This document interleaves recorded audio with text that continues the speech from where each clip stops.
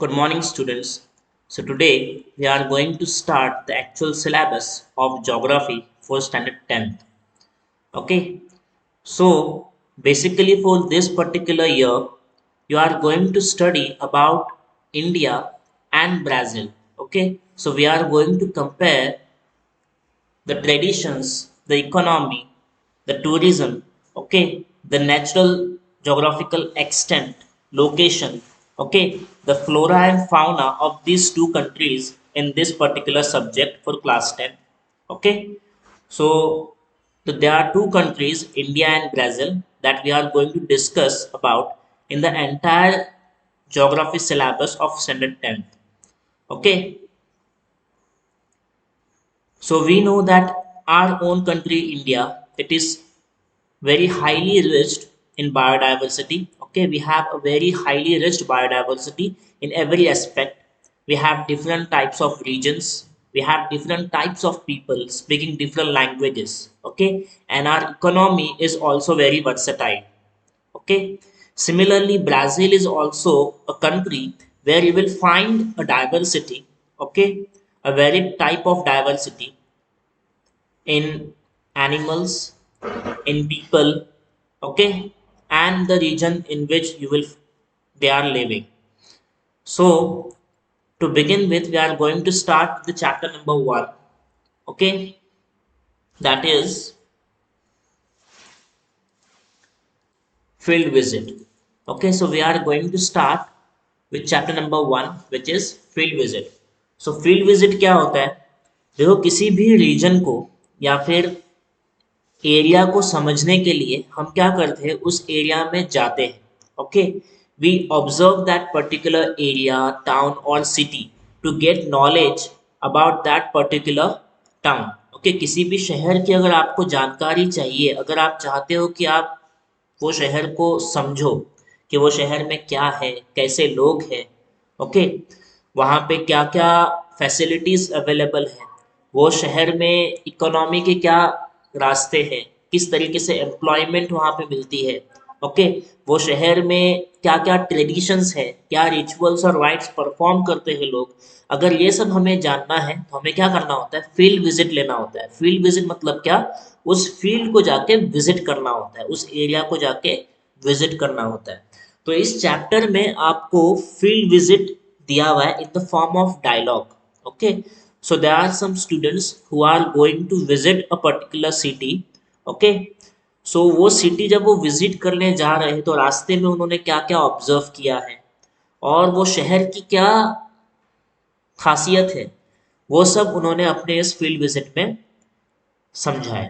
Okay, सो field visit क्या होता है actually, to visit that particular town और city and to gain the required information from that visit. Okay, so this is nothing but field visit. So in this particular lesson, we are going to see how field visit is carried out, okay, and what we should do to carry a proper field visit, okay, to perform a proper field visit. So this chapter is completely in the form of dialogue, and this dialogue is between the students and the teacher. Okay, so we will start now. Rahul is going on a field visit with his classmates and school teachers from Naladurg in Osmanabad district to Alibag in Raigad district. So Rahul अपने दोस्तों के साथ में और school teachers के साथ में field visit करने जा रहा है. ओके, और ये फील्ड विजिट उसकी शुरुआत कहाँ से हो रही है, फील्ड विजिट की नलदुर्ग से शुरुआत हो रही है. कहाँ से शुरुआत हो रही है, नलदुर्ग से. और ये नलदुर्ग कहाँ पर है, उस्मानाबाद डिस्ट्रिक्ट में. ओके, और ये फील्ड विजिट उन लोग की कहाँ तक चलने वाली है, कहाँ पे फील्ड विजिट खत्म होगी, अलीबाग में. Okay, which is in Raigad district.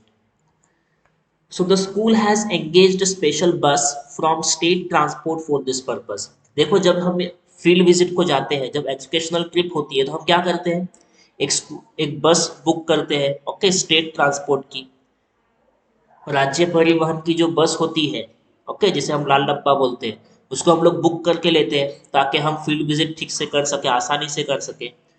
सो इसी तरीके से जो स्कूल था राहुल का, उसने भी एक बस को बुक किया. Okay, Rahul and his classmates have organized this visit under their teachers guidance.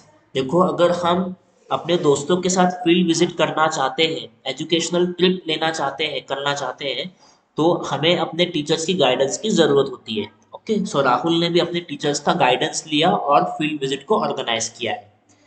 Let's find out how the students are experiencing the changes occurring in these relief, soil, vegetation, and human settlements as they travel from Naldur to Alibag. देखो, जब हम एक शहर से दूसरे शहर में जाते हैं तो हमें कुछ चेंजेस देखने मिलता है। ओके, वो शहर का रहन सहन दूसरे शहर से क्या होता है, थोड़ा अलग होता है। ओके, वहाँ पे जो आइटम्स, जो प्रोडक्ट्स अवेलेबल होते हैं वो थोड़े अलग होते हैं। फॉर एग्जाम्पल आप ले लो कि आप जा रहे हैं रत्नागिरी से पुणे में। कहाँ पे जा रहे हैं आप? रत्नागिरी से पुणे में फील्ड विजिट कर रहे हैं। तो रत्नागिरी फेमस किसके लिए है? अल्फांसो के लिए फेमस है। रत्नागिरी का जो वेजिटेशन है वो थोड़ा अलग है। आपको रत्नागिरी में बीचेस देखने मिलते हैं, ओके, टेम्पल्स देखने मिलते हैं। वहीं आप जब पुणे में जाओगे तो आपको फोर्ट्स देखने मिलेंगे, म्यूजियम्स देखने मिलेंगे। ओके, और पुणे क्या है, रत्नागिरी से बड़ा शहर है, तो आपको थोड़े चेंजेस देखने मिलेगा वहाँ के लोगों में और रत्नागिरी के लोगों में। ओके, सो ये जो चेंजेस है वेजिटेशन में, ह्यूमन सेटलमेंट्स में, सॉइल में, एटमॉस्फेयर में, एनवायरनमेंट में, वो चेंजेस को हम लोग समझ सकते हैं with the help of field visit. Okay, so देखो, फील्ड विजिट में अगर हम फील्ड विजिट करने जा रहे हैं तो हमारे पास कुछ इसेंशियल आइटम्स होने चाहिए। क्या क्या होना चाहिए? हमारे पास बैग होना चाहिए, खुद का वाटर बॉटल होना चाहिए। ओके, फील्ड विजिट के लिए हम लोग बाइनोक्यूलर्स रख सकते हैं अपने पास, कैमरा यूज कर सकते हैं फोटो खींचने के लिए। ओके, एक नोटबुक होनी चाहिए हमारे पास जिसमें हम लोग अपने पॉइंट्स नोट कर सकते हैं कि हम लोग क्या ऑब्जर्व किया है वो। ओके, एक फर्स्ट एड किट होना चाहिए। ओके, और बाकी जो इम्पोर्टेंट इंस्ट्रूमेंट्स या फिर सामान है, थिंग्स है, वो हम लोग अपने पास रख सकते हैं फील्ड विजिट के लिए। ओके, लेकिन एक और चीज़ है कि हमारे पास पर्सनल लगेज के साथ साथ आई कार्ड भी होना चाहिए। ओके,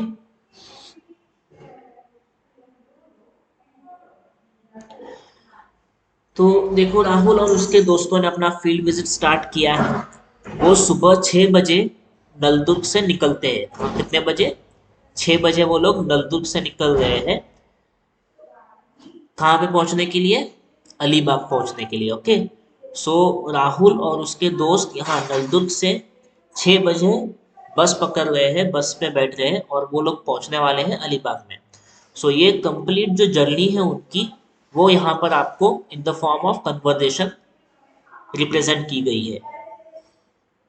तो सबसे पहले टीचर, देखो टीचर क्या बोल रही है।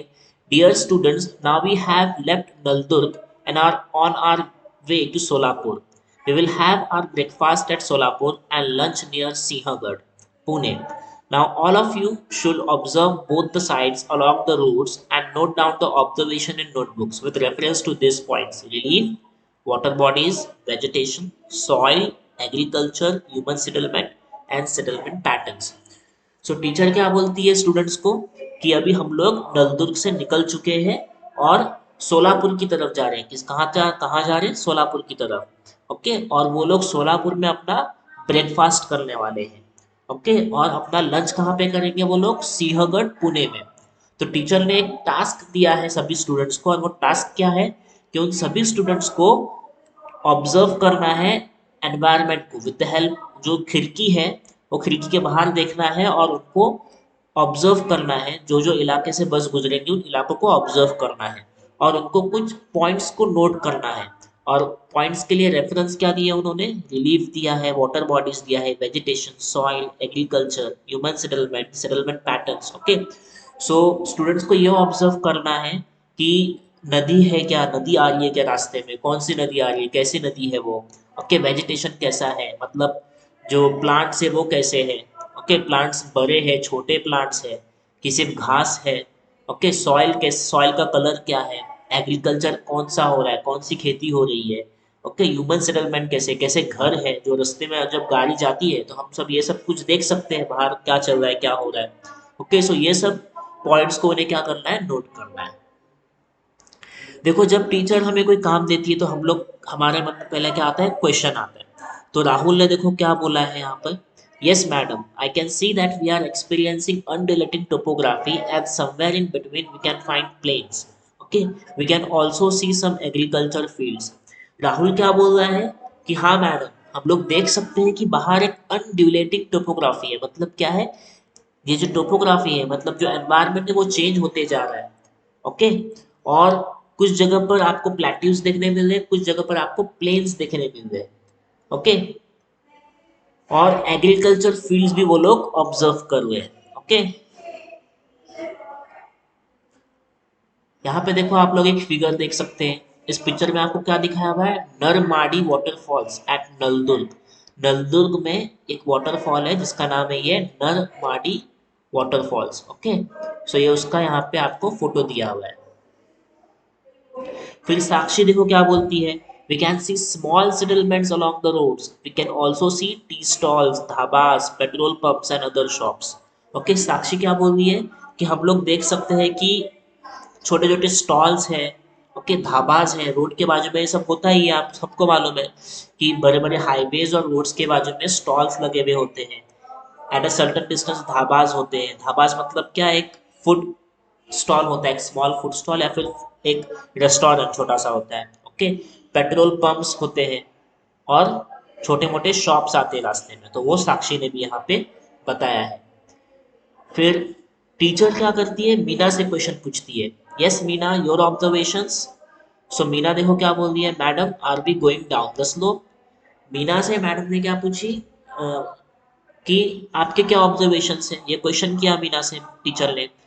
तो मीना ने क्या, क्वेश्चन का जवाब क्वेश्चन से ही दिया है। क्या पूछा है मीना ने, मैडम क्या हम स्लोप के नीचे जा रहे हैं, मतलब हम नीचे उतर रहे हैं, गाड़ी हमारी नीचे की तरफ जा रही है। सो टीचर ने क्या कहा, correct. Now we are in the southern part of the Balaghat ranges. They are the eastern offshoots of the Sahyadris. Keep looking at the map given to you and the topography outside. You can easily see the changes occurring in the landscape. Now tell me about the settlement patterns and housing types.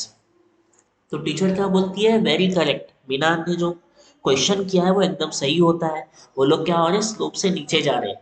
तो madam ने क्या बताया कि अभी वो लोग फिलहाल उनकी जो बस है वो बालाघाट रेंजेस में, कहाँ पर है, बालाघाट रेंजेस में। और ये जो बालाघाट रेंजेस है वो ईस्टर्न साइड में है, किसके, सह्याद्रीज के। ओके, सह्याद्री क्या है मालूम है ना आपको, Sahyadri is the mountain range which is there in Maharashtra.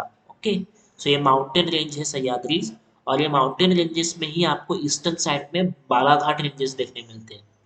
Okay, so madam क्या बोलती है उन सब स्टूडेंट्स को कि आप लोग ऑब्जर्व करते रहो कि किस टाइप के ह्यूमन सेटलमेंट्स, मतलब किस टाइप के हाउसेस या फिर जो बिल्डिंग्स है वो कैसे टाइप के हैं, वो आपको ऑब्जर्व करना है। ओके, तो सूरज क्या बोलता है, madam in rural areas we see houses in a straight line along the road.